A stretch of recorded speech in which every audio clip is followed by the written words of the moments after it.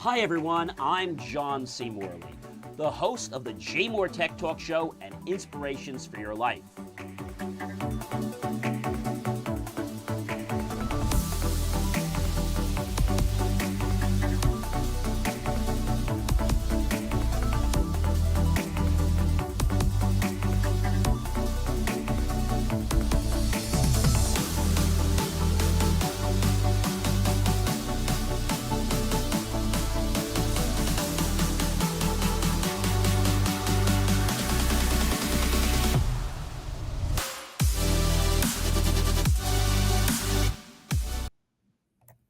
Well, hey guys, welcome to the JMOR Tech Talk Show. We are on a brand new platform. I'm trying this out. Hopefully, we'll be with them for a while. It is great to be with you. It is a Friday afternoon. It is September 5th, 2025. Before we get on with the show, I want to share something with you. So, if you've been noticing, I have been back and forth with one laptop, the other laptop. And first thing I want to tell you is about a couple weeks ago, I got the new Lenovo, what was it, the P1 Gen 7. And I got to tell you, I've not been very happy with it. All right. First of all, this laptop has had latency up the yin yang, and I may show you on one of the shows exactly how bad the latency is. So what I'm doing is on one laptop, which is my older laptop, my P16, I'm doing my streams and my records and my voiceovers. And then the other laptop, I'm doing all my other stuff because I've transferred all my licenses. So it's a little bit of a pain. But I have to tell you, I've reached out to Lenovo, and they really didn't have much of a solution. All they wanted to do was give me a new laptop, just like the one that I already have, which is the P1 Gen 7. And they didn't even really care. I wrote a letter to their higher ups, their president, their vice president, several people. The president's email did not go through. I did call customer service. I did call tech support. And, I document everything. But I got to tell you, very unhappy with the way they've been treating me, not only as a vendor for many years, but as a client for many years. So long story short, my distributor is stepping in, and they're helping me out, and I'm going to get a new P16, just like the one I have, but it'll be an i9, so it'll be a little more powerful. So again, I got roped into wanting to get the P1 G7 because the AE at Lenovo said, oh, this is the greatest laptop. Yeah, great. It was good at crunching all kinds of AI stuff, but when it came time to doing stuff with, well, let's just say things like streaming or video or audio, it was terrible. I was on a call this morning with one of my development team members, and the audio crashed in less than a minute. I had over 1,900 latency hits in less than 2 minutes. That is absolutely terrible. So I'll let you know what's going on with that. It's a beautiful laptop. A lot of stuff works great on it. The AI works great, but there is some lag, even with a brand new MS mouse from Logitech, the expensive, $200-some keyboard. It's great, but I got to tell you, they got latency issues. And I'll get more into what those latency issues are later on. But I want to let you know that if you're considering a P1 G7, and you are someone like me that does streaming, that does video, that even does conference calls for work, you are going to be very unhappy with this laptop. All right, guys, so welcome to the JMOR Tech Talk Show. It is so great to be with you here on the show today, Friday. It's the first Friday of September 5th, 2025. If you have to welcome you from the bottom of my heart. If you're coming back, I want to just say welcome back. It's so great to have you here. And if you're thirsty, well, don't be parched. Go ahead and get yourself some RO water, a snack, a beverage, maybe some fruit, whatever it is that floats your boat, and come on back to the show. So again, the thing about the P16 is that the P16 and the P16X, the P16 is a real workstation. That's what I'm using right now. So my new laptop will be a P16, not the S, and it'll just be an i9. So it'll be a lot faster. This is an i7, which works really well. But again, I've had this laptop 2.5 years, and I tend to flip my laptops a lot just because I don't want to be having a problem with them. All right, guys. By the way, you can usually get 5 years or so out of a laptop, maybe less. So I always flip before you're going to have any kind of a problem. Do check out believemeachieve.com for more of my, of course, amazing, inspiring creations. I will keep you in a loop to what's happening with Lenovo and my saga. But if it wasn't for my distributor in putting a flag in and, doing the dispute, the return, all that, I don't know what would happen. I just got to tell you that a lot of times these salespeople push things, but they really don't know what they're pushing or their head from their foot. And I got to tell you, the amount of latency I get, yes, I use professional hardware, professional software, things like, Focusrite and stuff like that, and other cameras. And for the system to be able to crash that, that's pretty bad, guys. So let's dive into this show, all right? So again, I want to say welcome to everyone. And, big tech shocks, AI chaos, and digital breakthroughs. This week on the JMOR Tech Talk Show, in case you guys are wondering, well, we are on series, 4. And this is show number 36. And a big welcome to everyone here. So I'm John C. Morley, serial entrepreneur, your host of the JMOR Tech Talk Show, serial entrepreneur, video producer, marketing specialist, graduate student, and a lot more.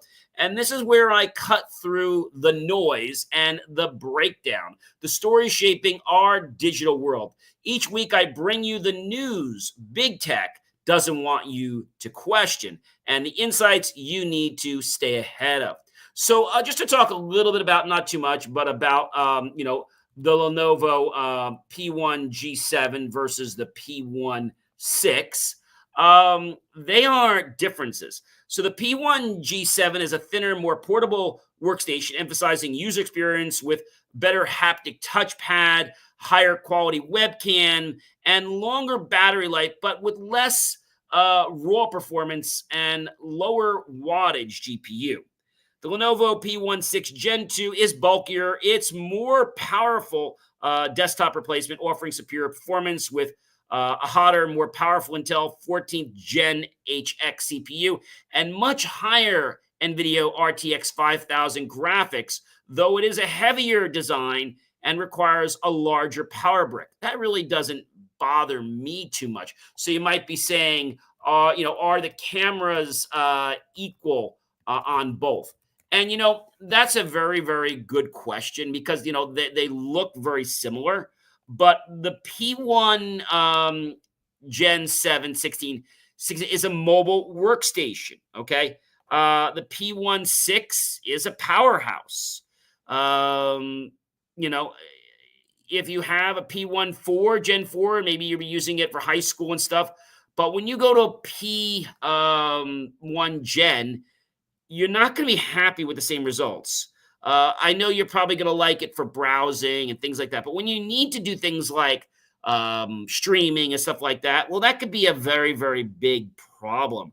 So the P1 Gen 7 has lots of latency issues. I'll get more into those specs on another program. But I want to let you know because a lot of people don't like things, for example, like they don't like the fact that there's the non-centered keyboard. The P16 can be optioned with a 165 hertz display, but it looks like the default option is the 60 hertz. And you can only get 165 hertz if you build your own at a higher cost. So a P1 Gen 7, though, you're not going to do CAD work on it. It could be a big problem. Issues with the BIOS and drivers and just latency. That's a problem, right? So having a P16, and its specifics and what it has on it, really a big difference. But the thing is this, the P16 is more like a workstation, okay? The P16 Gen 7 is a mobile workstation. Yeah, it is a mobile workstation. It is a powerhouse. Enterprise-grade security, manageability, and reliability up to the Intel V Pro. True mobility, LPC CAM MEM2 memory to run multiple applications simultaneously and not crash. So I've loved the P1 Gen 6 for quite a while, guys, and hopefully you will find that this is a pretty amazing machine. But I've got to tell you that I've been very unhappy with the P1G7. So that is definitely going back. So this week, it's all about AI, misfires, security scares, and innovation that might just change the world. Really? All right. So let's get into this, guys. And of course, you always can watch the podcast and the replay at believemeachieve.com. Hopefully, you guys will, really appreciate that. And you'll know that this show is the show that's going to share the things that most people, well, they're probably not going to want to share with you. Why? I think it comes down to the fact that a lot of people, they have their own belief in what they think is going to be the best. Okay. But, when we think about how the show operates and how the fact that, and people don't like the fact that they cannot pay me to say what they want. What does that say about me? Well, I'm very ethical. And that's right. You cannot pay me to basically say what you want me to say on the show. And I think those are, some very important things that a lot of people, for whatever reason, like they don't seem to understand, what all this means. And I think, when we think about, how things are going and how, we always can get misled, right? I mean, I think that can happen with almost anyone. And a lot of these salespeople, they don't actually know what's going on. They don't. They have really, really no clue. And so I want to tell you that with everything happening today, right, and all these different things, many people don't understand what this is about. Okay. They don't understand the fact that sometimes we get stuff because, we hear about it. But I do my research on products. And when these salespeople come in and out, here's the thing that really kicks me, right? When somebody makes a bad recommendation, right, you think they would be there to own up on it. Not the Lenovo AEs. They're the people who are supposed to help us in the channel.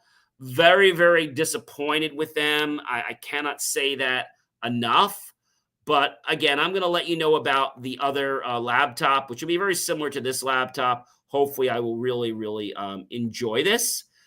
So again, I think when we can understand, what's going on and understand the truth about technology, not the marketing hype that these companies want us to believe, right? The propaganda. So guys, I am passionate about helping you unlock your full potential. I'm sure you guys know that. And I think sometimes, whether it's technology or whether it's something personal in your life, I know sometimes people just don't get the real reasons. And the reason they don't get the real reasons is very simple. It's because sometimes life gets people into this debacle, all right? A debacle about technology, a debacle about, what's going on in life. And these are some really, really big things to talk about. But again, if we think about this from a logical perspective, and that's the fact that, there's always going to be people trying to get you to do things that might not be, well, let's say that might not be the greatest thing. All right. And I know that this can be hard for, a lot of people. But it's something that is about truth. And so truth comes from us understanding what it is that we're going toward, not what somebody is trying to, how can I say, manipulate us into. And I think that happens with a lot of people today. They basically, they try to convey that some way is the right way when really that's the wrong way. And so these are very important things to, to understand. I don't know. And I know that a lot of times people will say things, you know why? Because they think that it's all about them or it's about what money is in their pocket. And as much as I want to, be grateful these people that are trying to do that and make a living, you can't lie to people for a living. I mean, you just can't, guys. I mean, let's just call it the way it is. So it's funny, all these people that say that they are going to help you, but then when you have a problem, you know what happens? They run for the hills. They have no interest in helping you one iota. It's pretty sad, guys, when you go all the way up to the president of the company. You can't email the president of the company because, well, they have security blocks in place, but I can email everyone else. So, guys, the US blocks chip giants, supply chains. It's shaken as China's rivalry. It heats up. And, the US has restricted Samsung and the HSK Hynix from buying American chip making equipment, um, basically for China, requiring special licenses now. This move could reshape global supply chains, slow production in China, and even open opportunities for Chinese competitors. So for the U.S.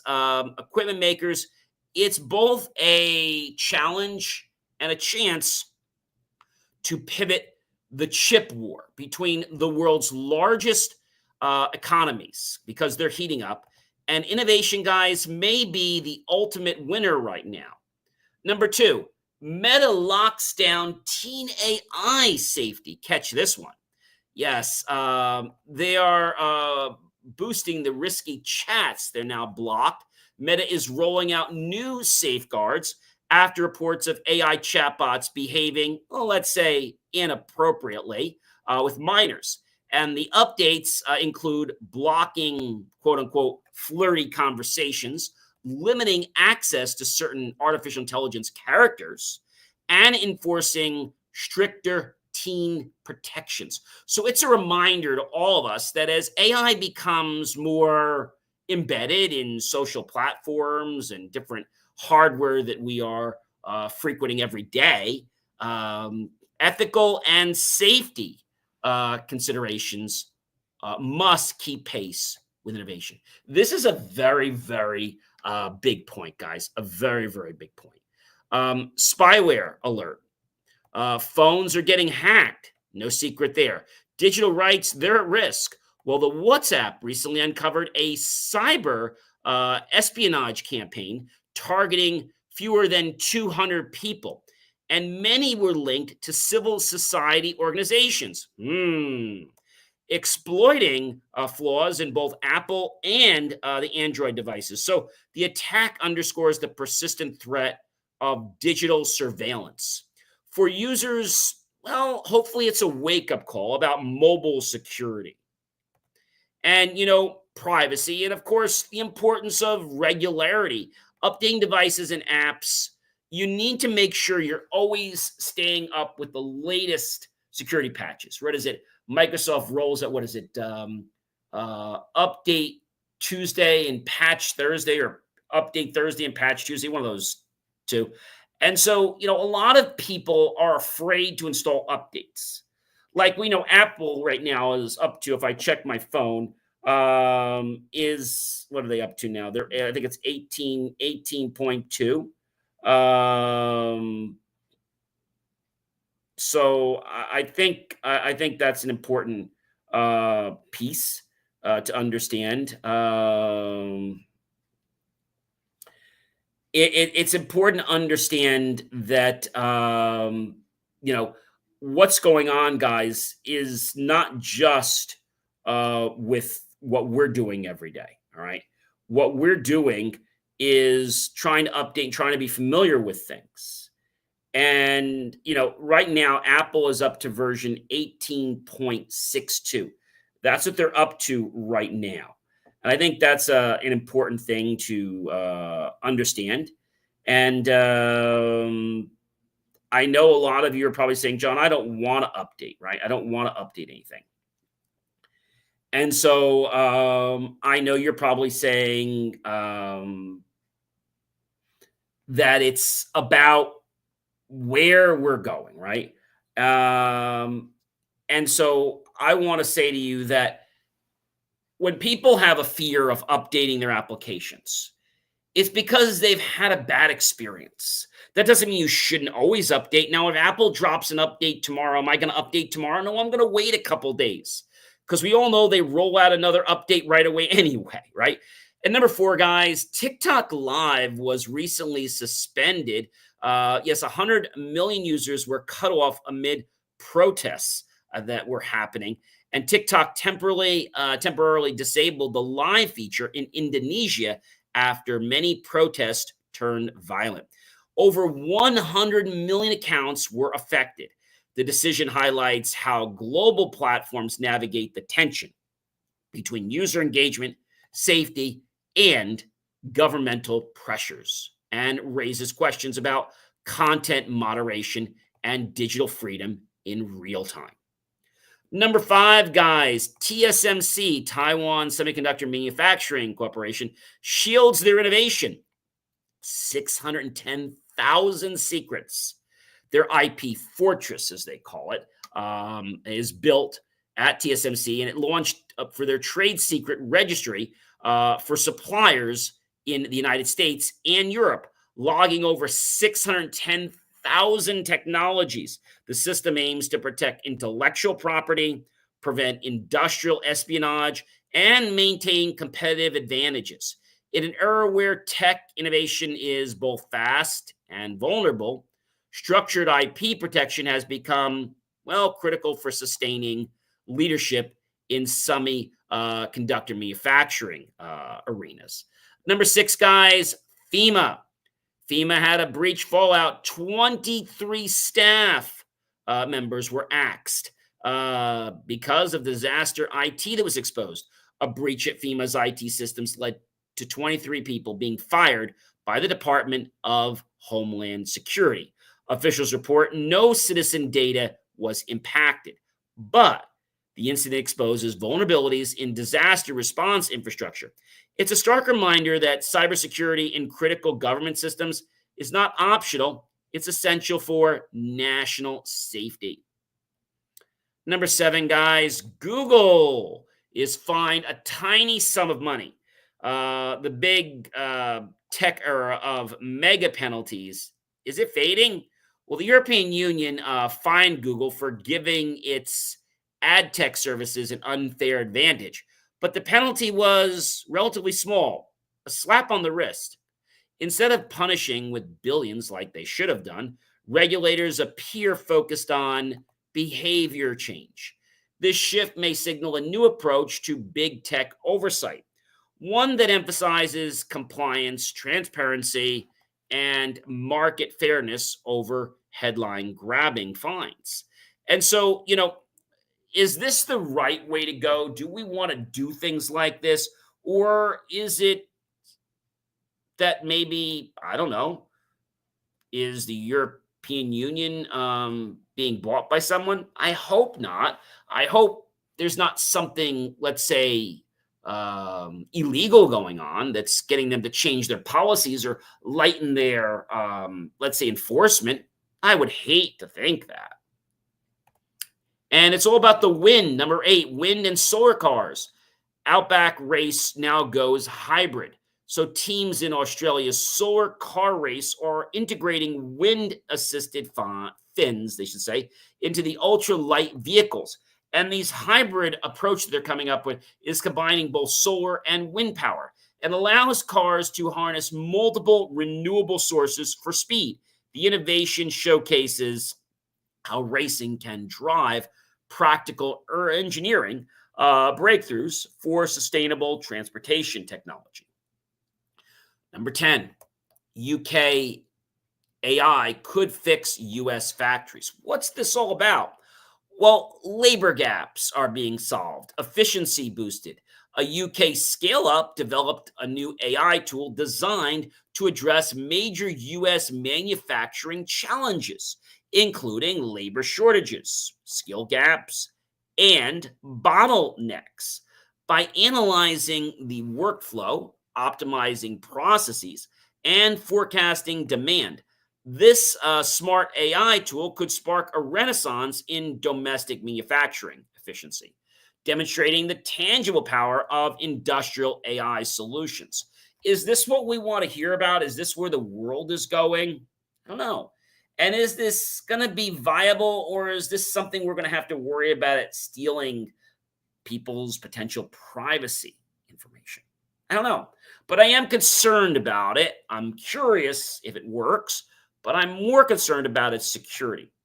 And number 10, guys, AI beauty queens, digital avatars versus, well, the real models. The future, or is it going to be a flop? Miss England now allows AI generated avatars to compete alongside human contestants. I think that's a little bit absurd. Brands can now book these avatars for campaigns, raising debates about the future of modeling, authenticity, and employment. It's a glimpse at the intersection of AI, digital media, and human creativity, and a conversation about what roles humans will play in a tech driven future.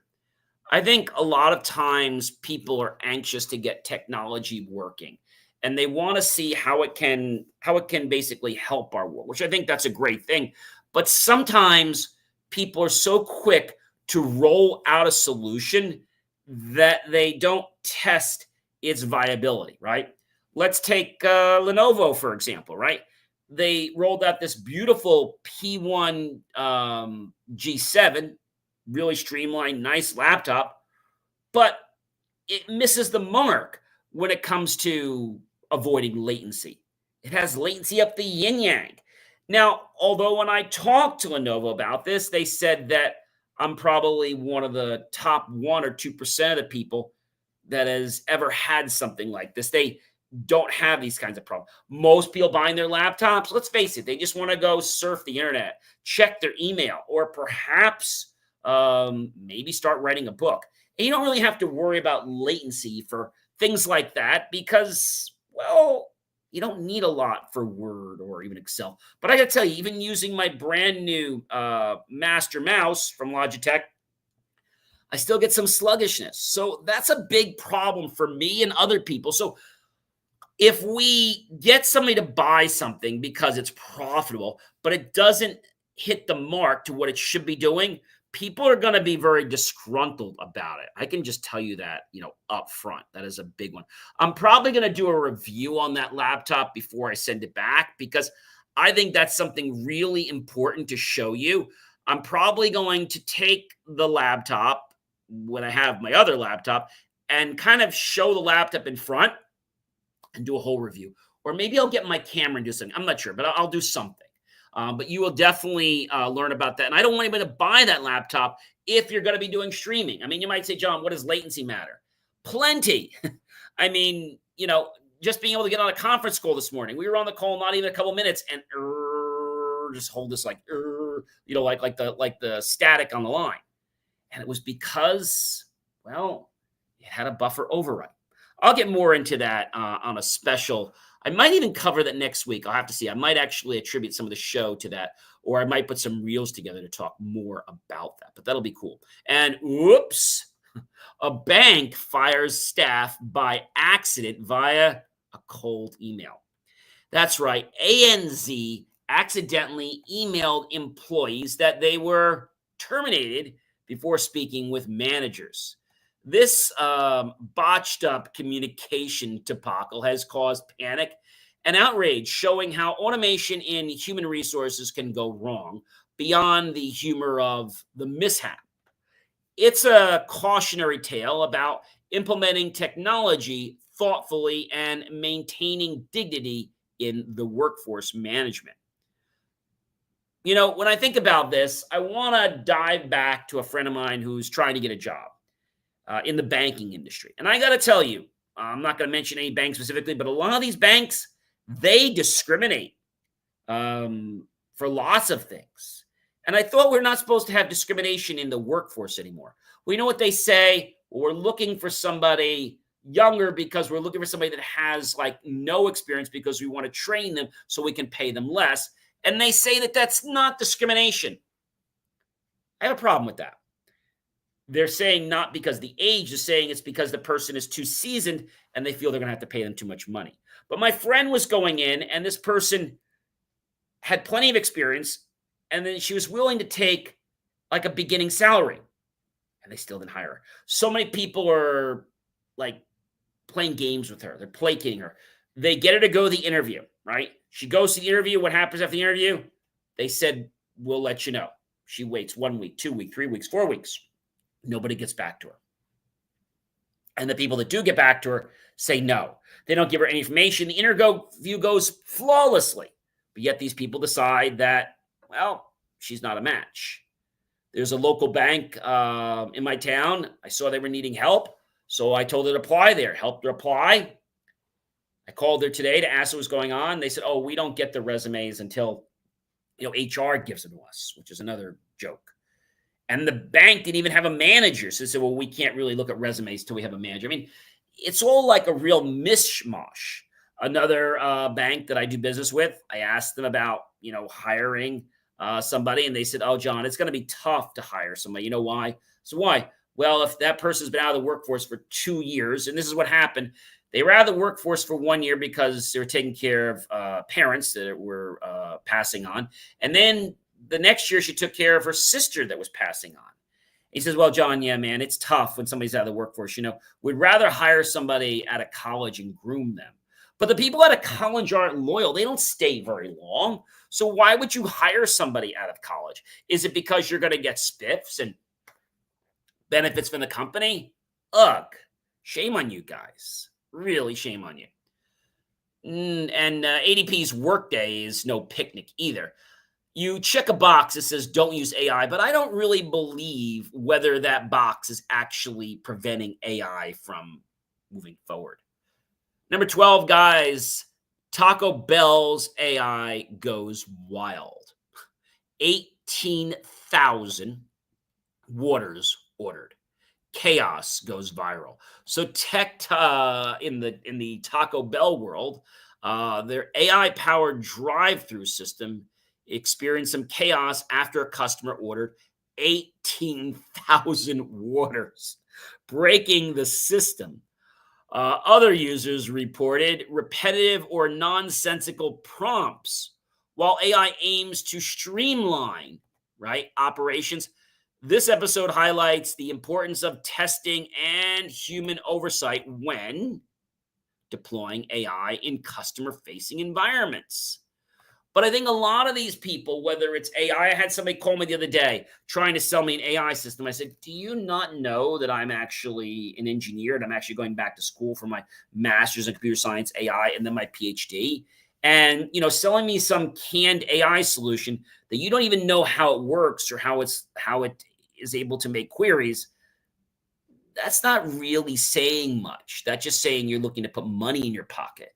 And that's a problem. A lot of people in this AI industry, they're looking to just jump on this bandwagon because they can make so much money, but they don't really know their head from their foot. I mean, it's not nice to say, but they don't. And so if somebody is going to lie to you to your face, take these people from Lenovo that literally lied on the phone to me. I told them what specs I wanted. Oh, the P1 G7 will be fine. It's not fine. And because of their inadequacies, I'm now going to waste another week or two to get another laptop and then transfer my data from one to the other. That's like pitiful, guys. Really pitiful. All right. AI simulates Fuji eruption.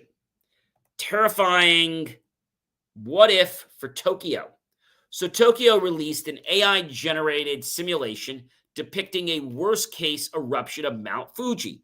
The video models lava flows, ash clouds, and urban impacts, offering planners and citizens a vivid picture of disaster scenarios. It demonstrates how AI can enhance preparation for natural hazards, and even as it raises questions about perception, fear, and risk communication. So I think a lot of people out there are just jumping on the fact that AI is so great, but AI makes mistakes, right? AI makes mistakes. If I come over here right now, I'm going to go ahead and pull up one of my AIs here, and I'm going to put this on the screen here, and I'm going to say share. I'm going to share my screen. You may or may not be able to see this. So I'll pick up my AI screen there for a second, but I'll walk you through what I'm doing. I'm using ChatGPT just for this, and I'm going to say, hey, chat, did you know that Lenovo makes a P1 Gen 7 and it has a real serious problem with latency? So now I respond and it comes back and it says to me, you're absolutely right to raise this concern. The Lenovo ThinkPad P1 Gen 7, often referred to simply as the P1 G7, does indeed have a number of real and documented issues, including several related to latency and responsiveness, mostly centered around its Sensel haptic touchpad, not classical audio latency. Here's what's been shared. The touchpad, Sensel haptic trackpad, multiple users on Reddit have described troubling behavior with the Sensel touchpad. It feels incredibly mushy with a delay between when I click and when the haptic click and screen click happens. It also takes much pressure to activate it. Another noted that the Sensel trackpad has unfixable hardware design bug on specifically the P1 because it will be interfered with motherboard I/O. So very easy to be laggy or stuck or randomly triggered. Many people have reported this on Reddit. It appears hardware level interface, likely between motherboard I/O and the haptic pad, cause, well, a lag, sticky behavior, or even no response. Lenovo and Sensel haven't publicly resolved it. I don't think they're going to do that anytime soon. Complete touchpad track point freezes. Some users report the touchpad or even the touch point stops working entirely under certain conditions, like AC power or fast clicking on startup. The touchpad is behaving the exact same way. The issue only occurs when the charger is attached. A concerned user sharing their support experience. So a lot of people are unhappy. Interference from the NVMe SSD/IO. Another report links the trackpad issues to heavy NVMe activity. The only way that can trigger such an issue is when any of the NVMe disk has massive I/O operations, such as OneDrive running, etc. So basically, the summary: touchpad click latency and mushiness, noticeable delay and mushy resistance when using the haptic trackpad, touchpad track point freeze, input stops entirely under certain conditions like charging or large I/O, NVMe I/O interference, heavy NVMe activity, file copying triggers, input lag or freezing, persistent hardware design flaws. Some users consider the pad unreliable enough to return. I'm definitely doing that. What can you do? Use an external mouse. I've done that. No help. Reduce the NVMe activity during work sessions. Why would I do that? It's a powerful, supposed to be a powerful workstation. Manage power conditions. Since some reports say the issues occur only when plugged in, switching to battery power might reduce triggers. Why should I do that? That's actually going to harm my battery by having more cycles go through my battery charging. Contact Lenovo support. That was a joke.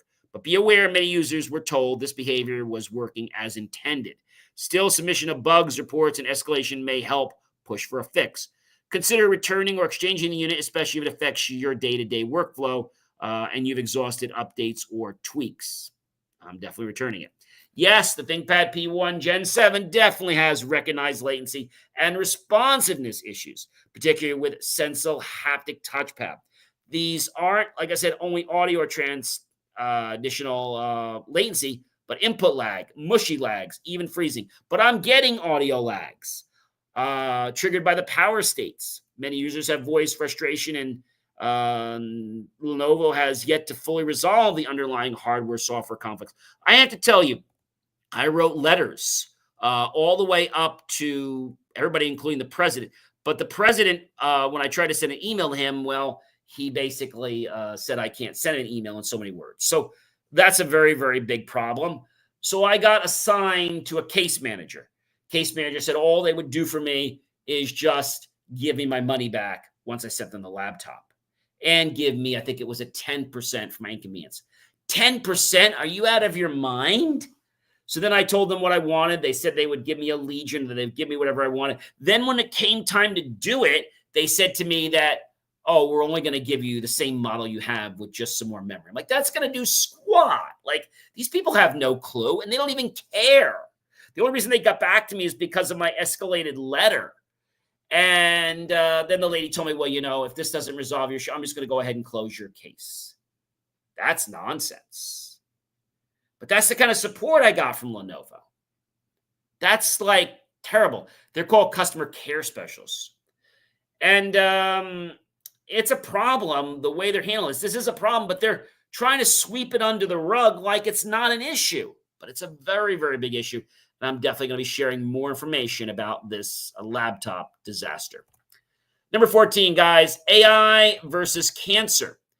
A supercomputer is now crunching data to hopefully break through the cancer battle. Oxford researchers are using one of the United Kingdom's most powerful supercomputers to accelerate cancer research.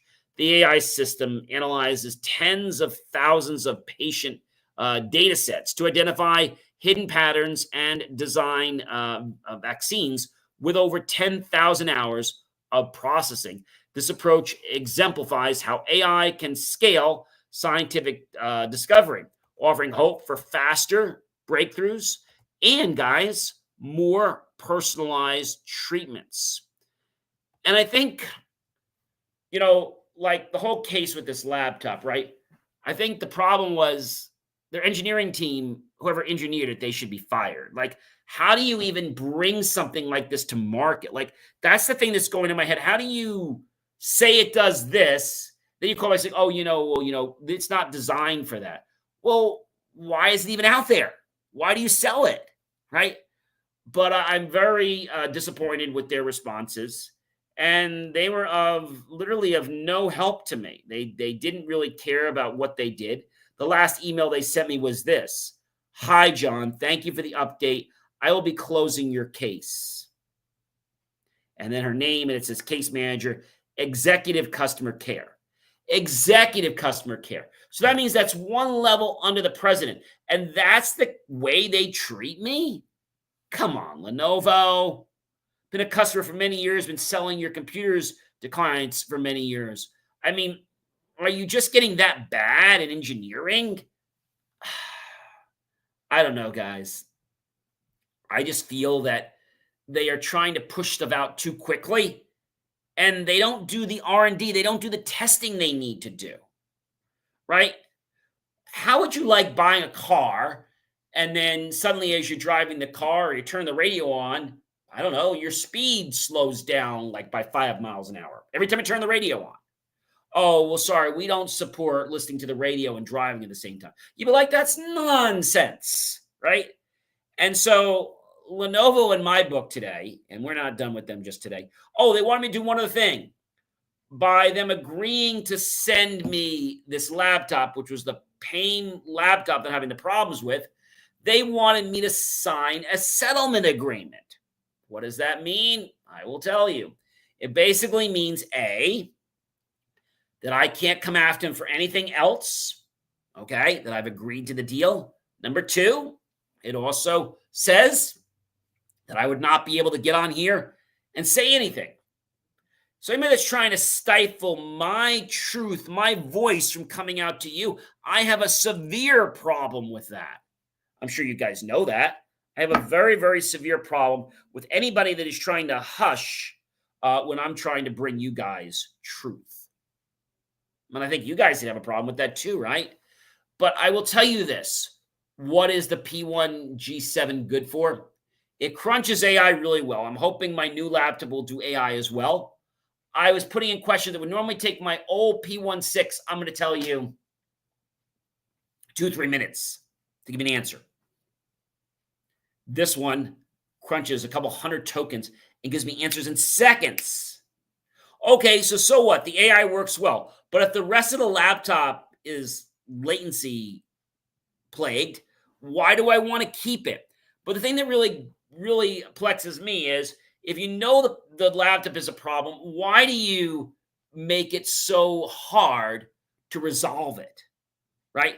So thankfully, I went back to my distributor. My distributor is obviously going to do something because they buy hundreds and thousands of laptops from them. But it just goes to show you that a lot of these companies, they really don't care about you or your experience. You think they care. Okay. The only reason I went to Lenovo is because I was very fond of the IBM ThinkPad.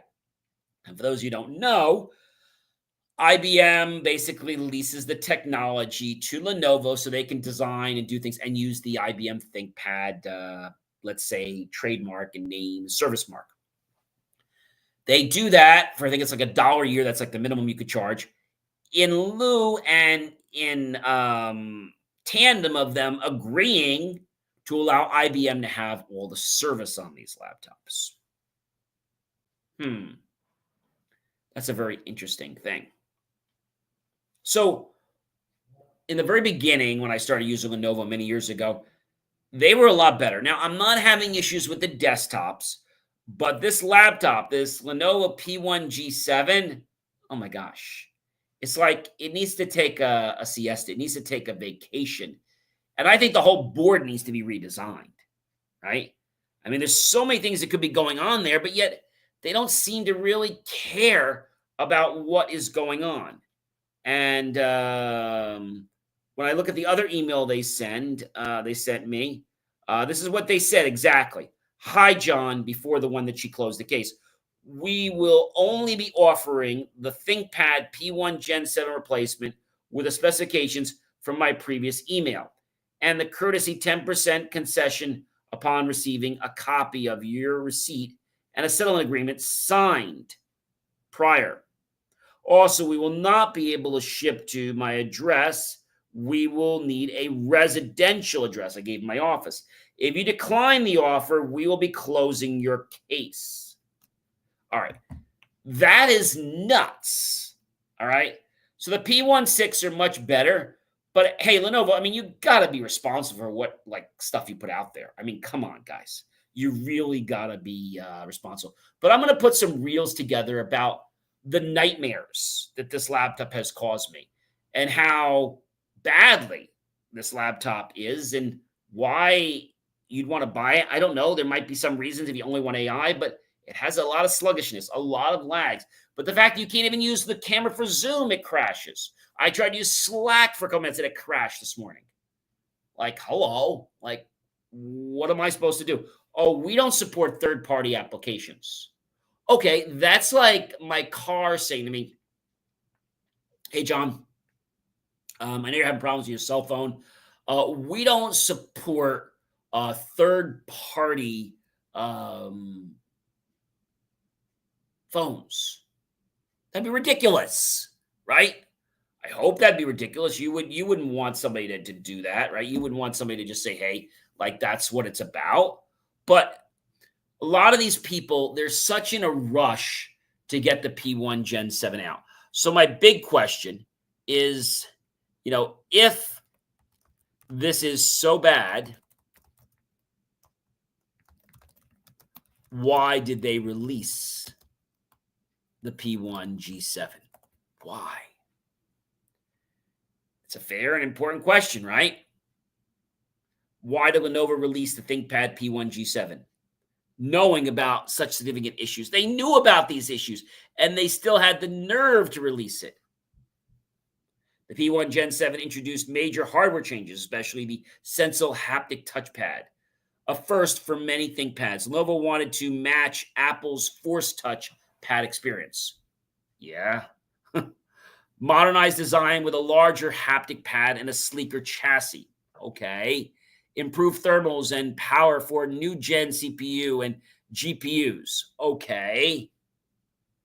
Corporate reality, schedule, pressure, and perfection, guys. Lenovo, like other OEMs, works on tight annual release cycles. They're often forced to ship even if some bugs are known but not deemed Showstoppers. This is a big showstopper. Issues affecting only certain configurations or usage patterns during internal testing. The marketing or business need to refresh the line outweighs the risk. Not all units are affected equally. Well, that's ridiculous. The haptic touchpad is still maturing. That's still no reason. And the TLDR, why Lenovo released it. Product timelines, annual release cycles, forced to ship date, fixes were expected post-launch. That wasn't happening. Limited QA coverage. Not all issues appeared in Lenovo's internal testing or weren't considered severe enough. New tech adoption. The Sensor haptic pad was bleeding edge and prone to real-world issues. Business priorities. They needed to refresh the P1 line to stay competitive versus Dell, XPS, Precision, MacBook Pro, etc. So they had to get it out there. Bug perception. Lenovo may have underestimated how widespread the issue would be. I mean, how do you underestimate something like that? That's my big question. So what should Lenovo have done? Well, test real-world workloads more thoroughly, especially like high NVMe usage and AC power. Allow out-of-haptic pad to bring back a physical click pad in at least one SKU. Work closely with Sensor to refine firmware or design shielding. Public acknowledge the issue instead of letting users dig through Reddit or answers. Like, that's just terrible. And then finally, they'll eventually take a return, but you've got to fight with them. Like, that's a big, big problem. It's destroyed my trust for Lenovo as a company because my AE that I emailed several days ago has just like fallen off the earth. He couldn't care less that my laptop doesn't work. He doesn't care.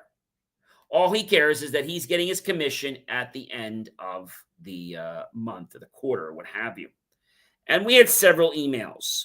I mean, the first email, she said one thing about, we're going to ship you the laptop. You have to ship this one first. Then she sent me an email at the beginning saying, thank you for your response. We can make an exception, and agreed to send the replacement first with the original shipping back within 5 days of receiving the replacement. Why would you try to get me in the same laptop that doesn't work, that's having latency up the yin-yang? Like, why would you do that? I don't know. It's a numbers game. I get it. But I can tell you, I'm never selling the P1 G7 until I know those issues are solved. This isn't the first time that I've known somebody that had a latency problem with the P1 G7, but I figured it was something isolated.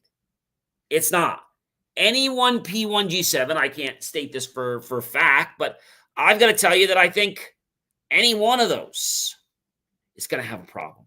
So why, lady, would you try to send me a replacement laptop with a larger hard drive, okay, and expect I'm going to be happy? I'm not going to be happy. See, I love when you get these people that call themselves engineers. They couldn't even take a screwdriver and unscrew a screw, let alone be an engineer. I have a big problem when companies cover up things. So no company is perfect, right? But when you have an issue, I think it's your responsibility to make sure that you own up to mistakes, that you don't release something just because, hey, if we don't release it, we're not going to be profitable. You have more to lose, ladies and gentlemen, to release something or to do something that is not right. There have been times when there was a quote that went through and like, oh, wait a minute, they didn't get the right license. We didn't put the right one on there. We ate the difference. Wasn't a big difference, but we ate it because we knew that taking that stance was what we committed, what we promised to do. There's ethics. Not every technology operates with ethics. I am so sorry to tell you that. They operate on something called the bottom line. What's the ROI? What's in my pocket? But if you can't get something to work right, you can't blame that on the customer. You can't tell them that, oh, we don't support third party, right? I think those are very, very big rational concerns. And I know a lot of you out there that are saying, John, I could never put up with that. The time that I lost, okay, that's just a crime. And so I love to hear other people's concerns that have a Lenovo P1 G7. But I'll tell you one thing: I am no longer getting a P1 G7. I'm going back to be my P16, not a P16S. Okay. So you might ask me, and this is a good question: what is the difference between a Lenovo P16 and P16S? What is the difference? So there are some differences between them, guys. And if we had to break it down, the easiest way to explain it is this. The P16 is a performance laptop. The P16 is thicker, it's heavier, it's more robust cooling, dual fans, advanced thermal design, built from aluminum storm gray with a magnesium subframe for strength. P16S designed to be thinner, more lightweight. For example, the Gen 1 weighs a very low amount, right? With a thickness of 20.5 to 21.1 millimeters. Some newer variants like the Gen 3 improve cooling with dual fans. So, the P16 is for your heavy CAD users, your programmers, your developers, your video producers, your streamers. Your P16 is aimed at professionals or students needing decent performance for engineering, architecture, and AI-assisted tasks, but not necessarily high-end GPU workloads. So these are things I think a lot of people, they don't really understand, why it is a certain way, but I want to be truthful with you and let you know. So the P16 starts with the ability to go up to 128 gigabytes, dual M.2 SSD slots, and advanced GPU options. The P16 is more limited. Many models are soldered on, fewer expansion slots, and more compact internals. For example, certain configurations don't allow for further RAM upgrades. I mean, I think that's a huge one, guys. So P16 is a full-on mobile workstation, massively overkill for the light workflows. P16S is basically a T16 in physical form, just better cooling and workstation style config. The S model, slimline, runs hotter, less performance. So I think these are things that we have to, realize. But the P16 is basically it's your workhouse, right? Your workstation.